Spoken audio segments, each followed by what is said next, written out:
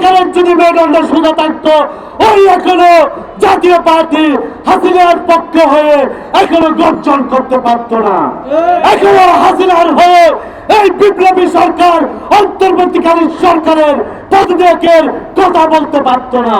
আমরা যাদেরকে ক্ষমতার মসনদে বসিয়েছি তারা এতটাই মেরুদণ্ডহীন, এখন পর্যন্ত আওয়ামী লীগের নিবন্ধন বাতিল তো করতে পারেন, জাতীয় পার্টি প্রকাশ্য প্রোগ্রাম করে সরকার পতনের আন্দোলনের ডাক দেয়। যদি জাতীয় পার্টিকে নিষিদ্ধ করা না হয়, আমরা যদি কোনোভাবে জাতীয় পার্টির কার্যালয় তছনছ করে দিই, জাতীয় পার্টির বিরুদ্ধে আন্দোলন করি, আমরা যদি রাস্তায় দাঁড়িয়ে রাস্তা বন্ধ করে যদি জাতীয় পার্টির জন্য লাগাতার আন্দোলন করি, তখন বলতে পারবো না আমরা মব সৃষ্টি করছি। আমরা এক ফোঁটা রক্ত থাকতে এই দেশের জুলাই গণঅভ্যুত্থানের সময় গণহত্যাকারী 30,000 আহতের বাইরের রক্তের যারা লঞ্চিত করেছে তাদেরকে আমরা দেশের আর রাজনীতি করতে দেব না। আমরা স্পষ্ট বলতে চাই, জাতীয় পার্টিকে যদি নিষিদ্ধ করা না হয় আমরা থামব না। আমরা অনেক কর্মসূচি পালন করেছি, সরকারকে স্মারকলিপি দিয়েছি, নির্বাচন কমিশনের কাছে আবেদন করেছি, জাতীয় পার্টি সহ 14 দলের নিবন্ধন বাতিল করার জন্য। এখন পর্যন্ত কিন্তু আমরা কোন ব্যবস্থা গ্রহণ করতে দেখি নাই।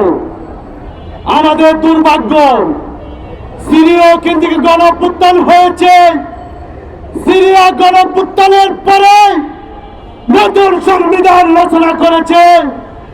যারা গাদ্দারি করেছিল, স্বৈরাচারের দোষী ছিল, তাদের প্রকাশ্য বিচার করেছে।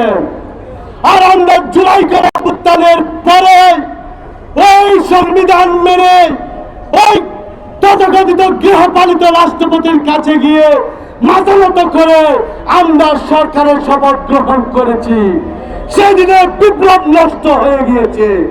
সেদিন আমরা ওই হাসিনার ওই মুজিবতন্ত্রের কাছে আমরা মাথা নত করেছি।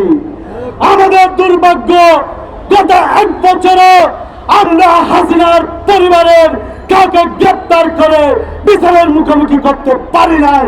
আমরা এখনো মুজিববাদ হাসিনাবাদকে ধ্বংস করতে পারি নাই, যার জন্য আমরা দোষ দিব হচ্ছে ওই মেরুদণ্ডহীন অন্তর্বর্তীকালীন সরকারকে। আমরা কথায় কথায় গুটি কয়েক উপদেষ্টাদের দোষ দিই। একজন উপদেষ্টার উপর দেশের সবকিছু নির্ভর করে না। যদি সম্মানিত ভাবে উপদেষ্টা পরিষদ যদি মেরুদণ্ড সোজা করে তাদের সাহসের সাথে যদি দায়িত্ব পালন করত, এই সরকারের যদি মেরুদণ্ড সোজা থাকতো, ওই এখনো জাতীয় পার্টি হাসিনার পক্ষে হয়ে এখনো গর্জন করতে পারতো না, এখনো হাসিনার হয়ে এই বিপ্লবী সরকার অন্তর্বর্তীকালীন সরকারের পদত্যাগের কথা বলতে পারতো না। আমরা স্পষ্ট বলতে চাই, যদি জাতীয় পার্টিকে নিষিদ্ধ করা না হয়, আমরা যদি কোনোভাবে জাতীয় পার্টির কার্যালয় তছনছ করে দিই, জাতীয় পার্টির বিরুদ্ধে আন্দোলন করি, আমরা যদি রাস্তায় দাঁড়িয়ে রাস্তা বন্ধ করে যদি জাতীয় পার্টির জন্য লাগাতার আন্দোলন করি, তখন বলতে পারবো না আমরা মব সৃষ্টি করছি। আসসালামু আলাইকুম। খুব কষ্টের সাথে বলতে হয়, আজকে জুলাই গণঅভ্যুত্থানের 13 মাস পেরিয়ে গেল। আমাদেরকে এখানে বৃষ্টিতে ভিজে রোদে পুড়ে জাতীয় পার্টি সহ আওয়ামী লীগের দোষরদের গ্রেপ্তার এবং বিচারের দাবিতে কর্মসূচি পালন করতে হচ্ছে। আমাদের জন্য অনেক কষ্টের।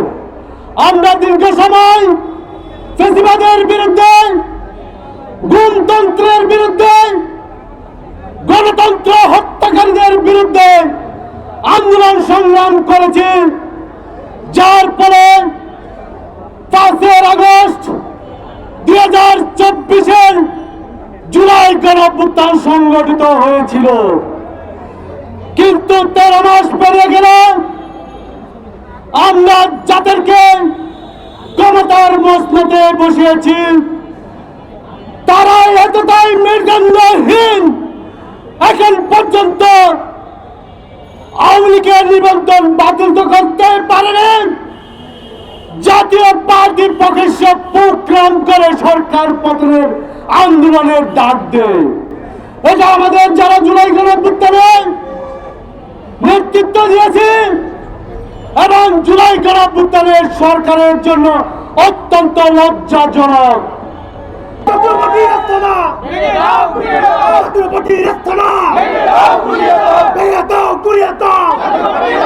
আমরা চাই গণ অধিকার পরিষদের সভাপতি ডাকসুর সাবেক বিপি যেমন জুলাই গণঅভ্যুত্থানের ডাক দিয়েছিল, যেমন গর্জন করে বলেছিল হাসিনার 90% পতন হয়েছে আর 10% ধাক্কা দিন।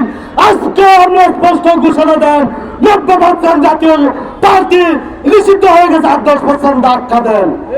আমরা কথা দিচ্ছি আপনাকে যাওয়া রাখবে না, আজকে থেকে জাতীয় পার্টি সহ 14 দলের কেউ দুঃসাহস দেখাবে না এই রাজপথে এই গণঅভ্যুত্থান সরকারের বিরুদ্ধে, এই গণঅভ্যুত্থানের বিরুদ্ধে আঙ্গুল তুলে কথা বলার জন্য। আমি সরকারকে উদাত্ত আহ্বান জানিয়ে জাতীয় পার্টিকে নিষিদ্ধ, আওয়ামী লীগের নিবন্ধন বাতিল সহ তাদের দ্রুত বিচার কার্যক্রম শেষ করার তাগিদ জানিয়ে আমার বক্তব্য শেষ করলাম। ধন্যবাদ।